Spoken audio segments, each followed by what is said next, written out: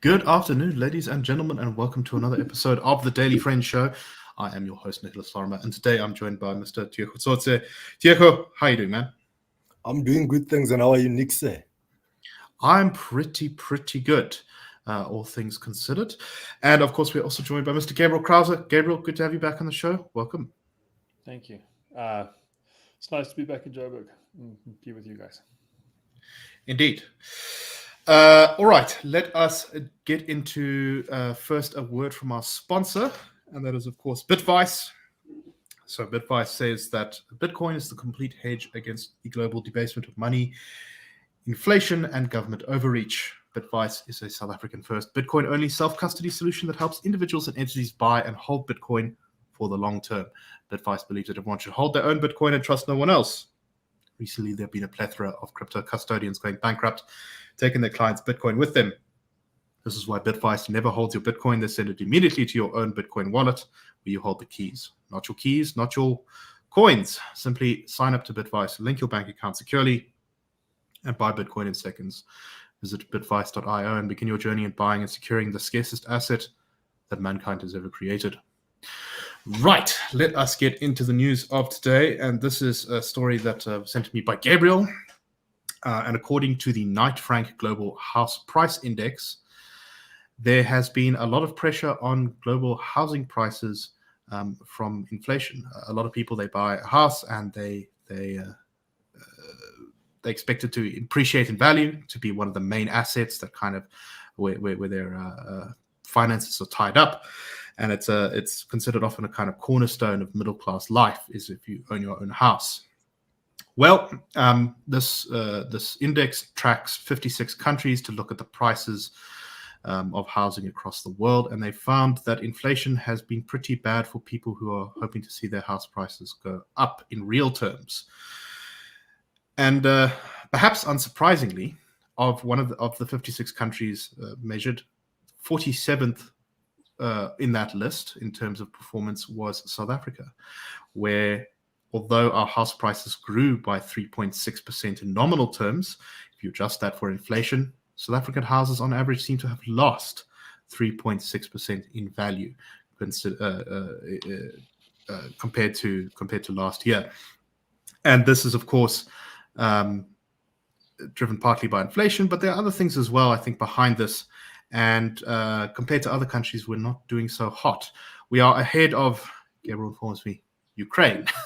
So it turns out things could be worse. But Gabriel, the story piqued your interest. I mean, why is South Africa doing so poorly on this ranking? Yeah, so it's worth pointing out we're doing better than you know. Our housing market on this evaluation shrunk by 3.5%. Ukraine shrunk by 7%. And if you look at some of the other places that are doing worse than us, there are similar major dislocations. Whereas South Africa seems to be in a position where it's not really grabbing global headlines. It's of immediate concern to anyone who's trying to buy or sell a house, and it's pretty obvious, I think, on the ground, even to people who can hardly even dream of getting to that place. But it's worth considering, I think, because it is sailing under the radar. One of the background facts that is worth bearing in mind is that South Africa's housing stock and its property market in general, if you add it all together, you take away the debt, you get the net asset value of the country, businesses, housing, stocks, bonds, everything domestic.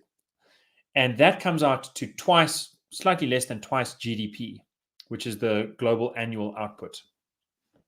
Now, anyone who's thought about retirement will tell you that if you are earning X and your total assets are worth 2X, you're not in a very good position for retirement because you're going to start eating your assets and you're going to have nothing left very quickly. So humans have a natural capital to wealth ratio, or sort of capital to income ratio, how much you're worth versus how much you're earning. And as you get older and older, you expect that to climb so that you have a chance at a decent retirement. Countries have their own ratios, and it turns out the international norm is about 5-1. Some very wealthy countries, Spain, sits at about 8-9-1. Some very dynamic countries like America sit around 4.5-5-1. So, it's super productive, but it's building up some wealth. South Africa is almost unique at sitting at below 2-1. Means, every 2 years we make as much as we've managed to store across all of history. And in that position, the one thing that we know for sure from historical data is that you should be sitting on a housing boom in the making. That's when housing values, when the housing ratio is so low, people are so productive, but they haven't saved up very much. Something's been holding the economy back. Something's been holding savers back from accumulating wealth. You change that and you get a huge housing boom, 10% annual increases, and you get in a position where you grow a middle class, or take the middle class that there already is and you double its size very quickly, if not more. South Africa is going in the opposite direction. We're in the worst position. It should be so easy to grow, but we're growing. We're shrinking. Why is that? If you look at the last year, a lot of it comes down to collapsing infrastructure, extended load shedding, extended lockdowns, government interventions getting in the way of business. There was a story recently that said that something like a fifth of all housing sales are related to emigration at the moment. Yeah. So people are kind of sick of it. And that means that there's more buyers than sellers. Wait, am I getting that right? More sellers than buyers. More sellers than buyers, yes. So it's just, and the cycle perpetuates itself because people realize that there's a gloomy situation. Then it's even harder. And just to make matters really nice and bad, we have the looming expropriation bill, which allows expropriation without compensation. Remember, EWC was about to come through last year through a constitutional amendment that had a depressive effect on markets, according to banks who run the numbers. That threat was lifted momentarily, but then brought back by Ramaphosa a month or two ago. And now the bill is getting its vote on the wording next week, Wednesday. And then it'll go to the floor of Parliament, where it only needs a simple majority to go through. That allows the government to take your property away if you've bought it for the sake of selling it for a profit. That's one of the conditions it has in mind. It also says that basically if you have a property and it's invaded and you lose control over it, then the government can take away the title deed, finish the job. Also says there are other situations where we can take away your property that we can't even think of. So, it's a middle finger to investors. It's really giving the chop to the unemployed and saying, get used to it. It's not good. Thanks, Nick. Indeed. Tiego, your thoughts on this? I mean, I remember once being told a story about one of my relatives who was, in politics many years ago, and the advice they were given was, when you're dealing with voters, never, ever, ever threaten their property values, because if you do, they will vote you out very quickly, or at least they will be very upset. And that, I think, reflects something about how, for a lot of people, housing prices really are important to their kind of financial well-being. What do you make of this story, and what do you make of the causes of our current predicament, Tiego? Well, I think there are many causes to the current predicament, as Gabriel has mentioned. We do, of course, have, as you have mentioned, a lot of people leaving the country due to the country not doing well. The reality of the matter is that South Africa, where we stand right now, we are really at the brink of a socio-economic and political collapse. If things are not fixed as soon as possible, we might wake up one day in a Zimbabwe situation. So indeed, there are more people selling houses than those who are buying, and therefore values of houses are going down since the demand is low. But I do think that if we were to have if the government was to get its stuff right, if we were to have a situation whereby majority of the people were employed, money was flowing around, then the values of these properties would come up again. I just forgot what your second question was, Nick. What your cousin advised. Oh yeah, it was around property rights. I think your cousin is very, very, very correct that when it comes to voters, particularly those who own properties. They don't want their property rights touched. And it makes logical sense, right? I mean, we take loans against our properties and stuff of that nature, and that's how we sustain ourselves. Once that is gone, then you are left in a situation whereby you can't take a loan against that. You don't own property. You live under the government. At any given point in time, they can say whatever. It's almost like what's happened in rural areas. In some rural areas, because the residents of these rural areas don't own land. When they have disagreements with the chiefs, they can very easily say, get off our land, and we don't want you here anymore. So no one wants to live in such a country, right? You want to live in a country whereby you own your own property and you know that it's yours. No one else owns the property, it's yours, and it ends right there. Really, the people who are in support of taking away property rights, many times, if you look at it, it's people who don't own properties. If you find that there are amongst them those who own properties, it's normally those who don't understand the whole concept and how it would impact their own lives. So you check members of organizations such as the EFF, those who stay, say, in suburbs, townships where they have title deeds and stuff of that nature.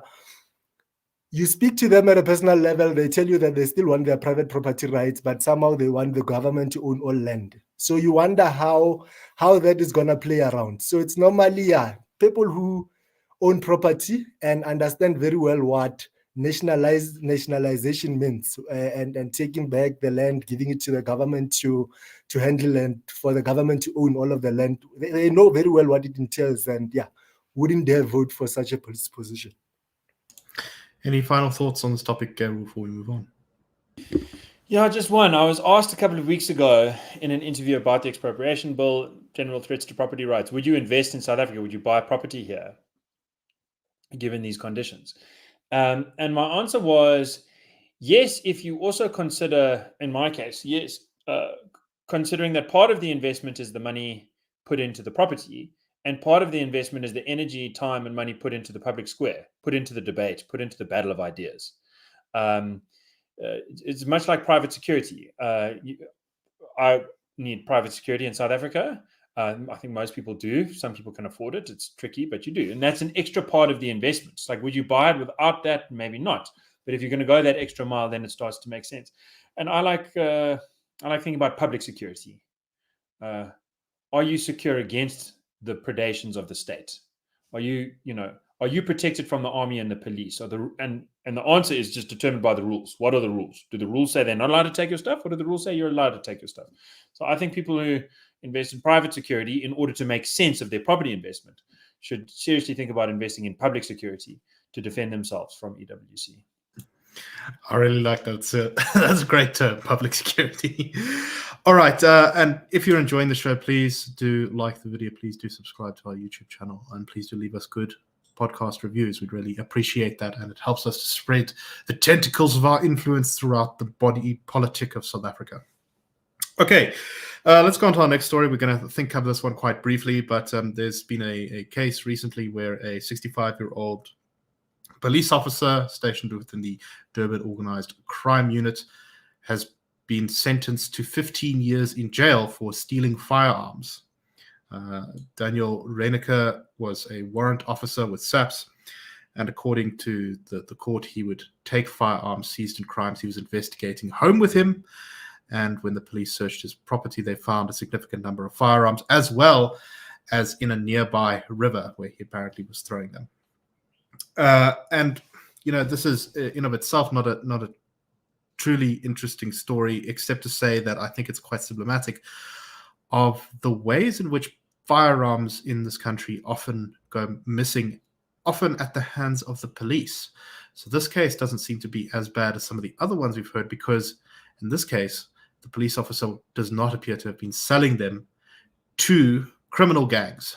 Of course, South Africa's had a famous case. I think it was a Colonel Prinsloo, I think I'm correct in saying, who was caught selling firearms to Cape Flats gangs. And even worse, it was firearms that civilians had handed in for destruction. Gabriel, what do you make of the story? Yeah, no, Nick, I think you've summarized it very well. Symbolic of a much deeper issue. And I thought I'd just add a little anecdote. Last week I was at ENCA, at a sort of crime and Daba, which was, an hour and a half of television with a couple of panelists and a few community leaders, as it were. I don't know what I was doing there. I was speaking my mind. And it was generally a pretty grim affair because you had a lot of people saying things like, all of the crime is done by Nigerians and Zimbabweans, and we need to wipe them out. I would say that kind of talk took about 45 minutes of the hour and a half. Another 20 minutes was taken up by a battle between MK veterans and other struggle revolutionaries about whether the MK veterans did any good. One side saying they did all the good, the other side saying so they what did you're none saying at all. is it was a debate with lots of good content and focusing on the real issues. Yeah. Completely unemotional, sober and judicious, informative, and definitely solutions oriented. Opposite of all of that, unfortunately. But there was the Deputy National Commissioner of SAPS, the second most important officer in the hierarchy, Officer Fani Masemola. And she was bragging, and I thought, what a wonderful turn of phrase, about how many cops had been taken from blue uniforms to orange overalls. And I couldn't contain myself. I said, could you give us a number, please? And she said, no. I said, could you give us a vague estimate, please? And she said, no. But we're working very hard, and we've got a great plan for getting rid of the corrupt cops. And I said, what? Why did you end Operation Impi, which was led by Jeremy Very and Issy Maisels, both of whom have now completely been removed from the SAPS. They were the guys who uncovered over thousands of guns that were being sold directly into the Cape Flags, into the hands of gangsters, connected with hundreds and thousands of deaths. I think hundreds of children literally murdered by these guns sold by the cops to the gangsters. She said, no, the operation's not over.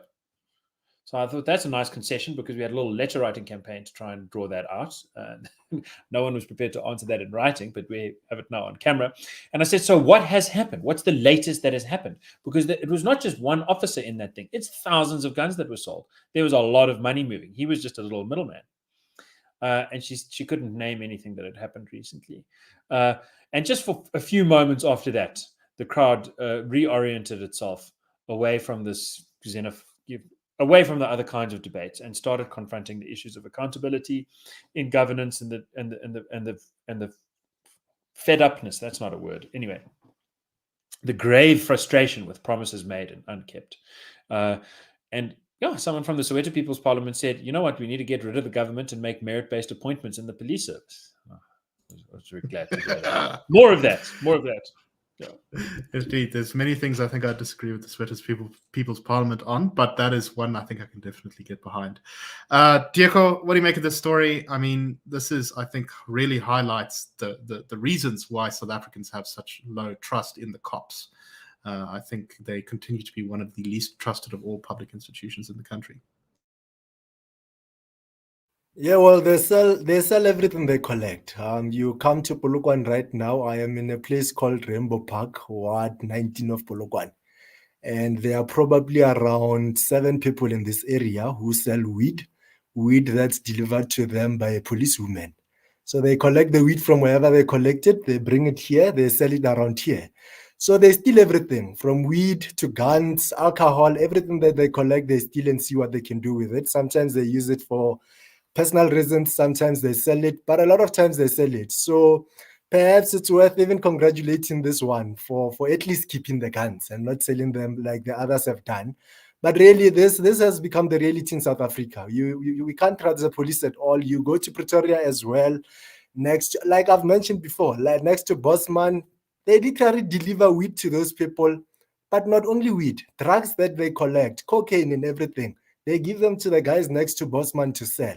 There is a crisis that we have at this current moment in South Africa. We really just can't trust our policemen and women. But of course, it's not all of them that are doing this. But it's really too many of them doing this, and without consequences being around for them to feel, you know. That's exactly it.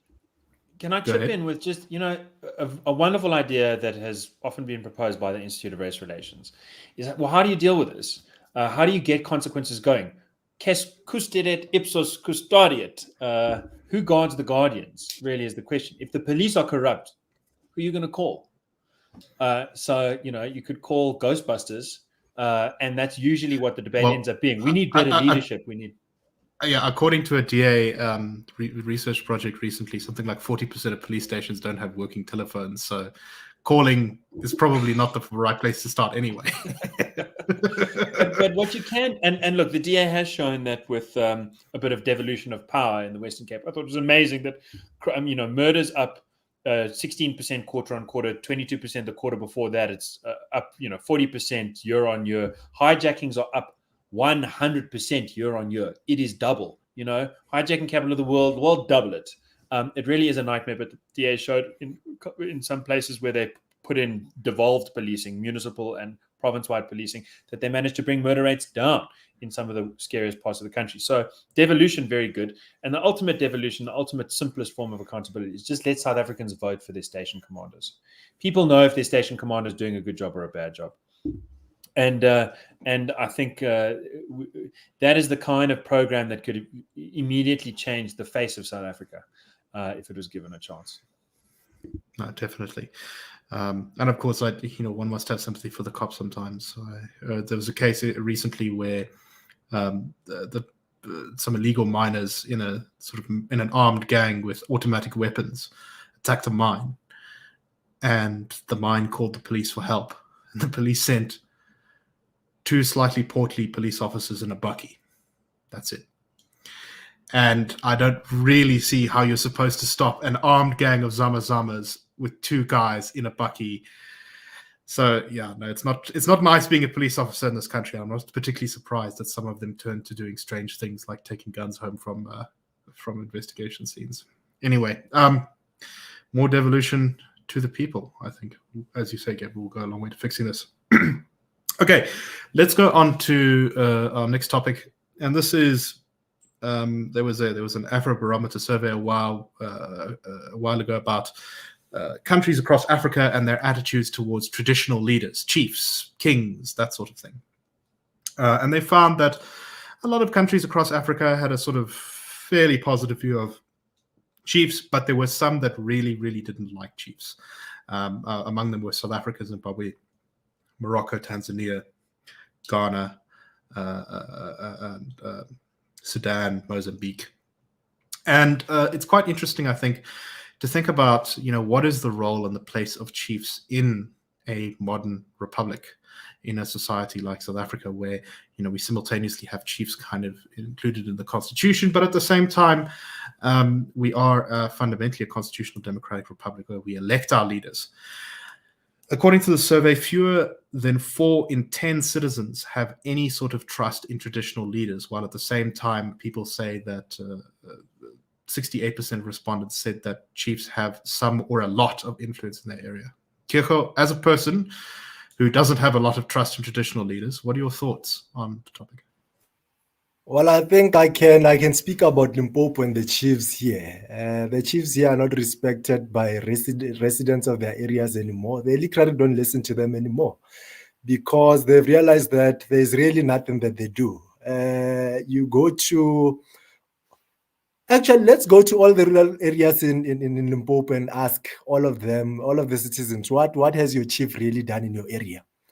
What they really do, apart from earning a salary from the treasury, of course, a lot of times they are just busy fiddling with businesses, wanting to get something from there, fiddling when they are tenders, wanting to get something for themselves. Begasford area, for example, you go to the chiefs that side, all they really do, they don't take care of the citizens at all. They do nothing for the communities, no cultural activities, no nothing. All they do is to run after the mines there and tell them that, no, as a community, we have percentages in these mines and we must therefore get something as a community. When the money comes, they chow all of it. Build houses, drive Range Rovers, buy houses in Sandton and stuff of that nature.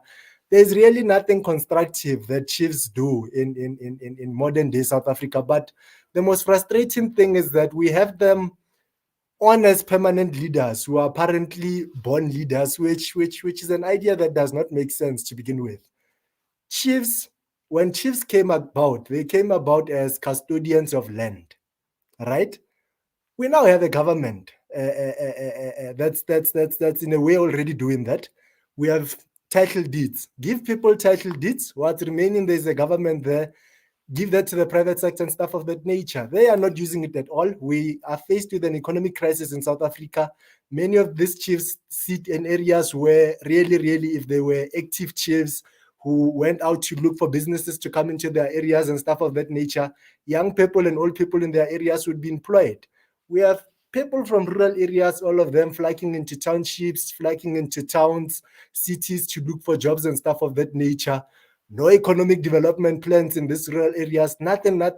So really, one just wonders why we still have them, because all they do is to earn a salary, meet with ANC cadres and discuss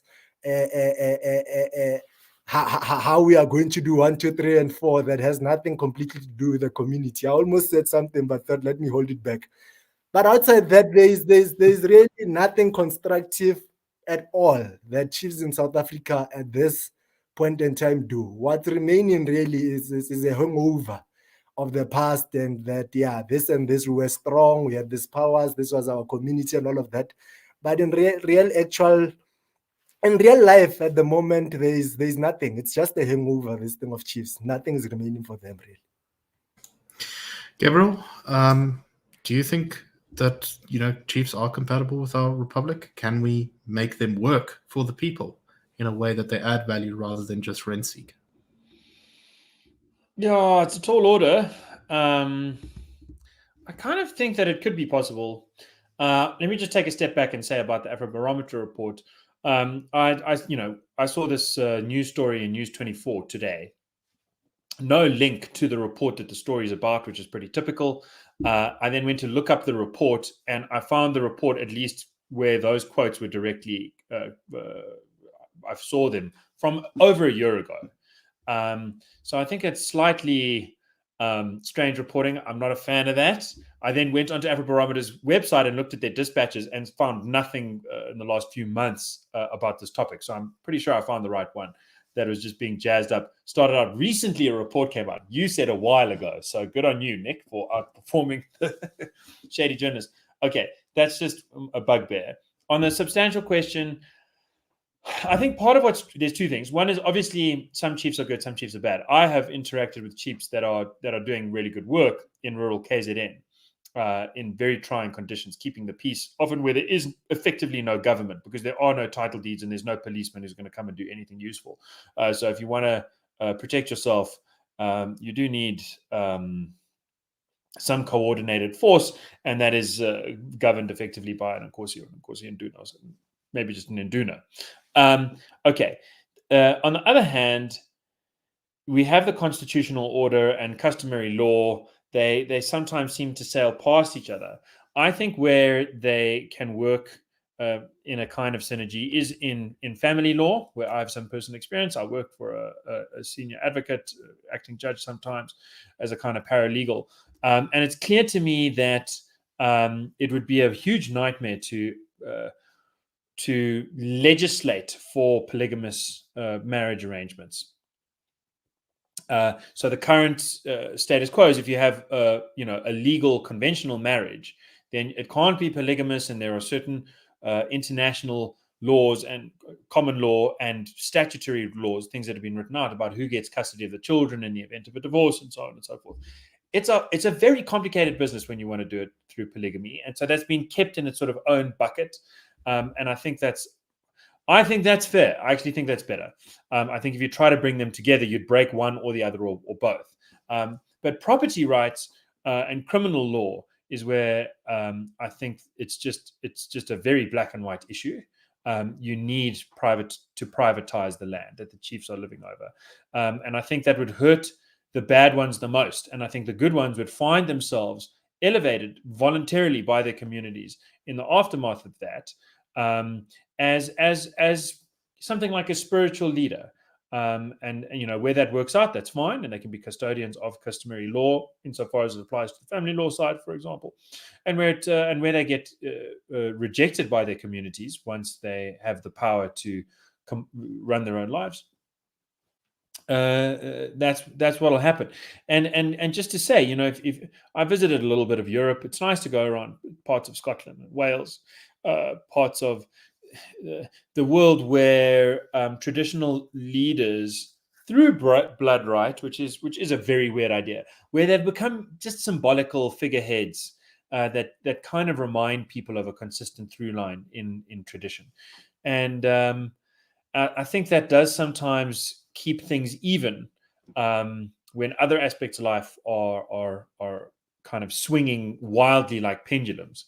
It kind of just keeps an even keel. So there's something to that. There's some value that I wouldn't want to throw away if possible. But the first priority has got to be privatizing the land, handing out the title deeds, giving people access to police force that's going to enforce the law rather than relying on chiefs whipping Ntombazans if they've misbehaved. It doesn't really work.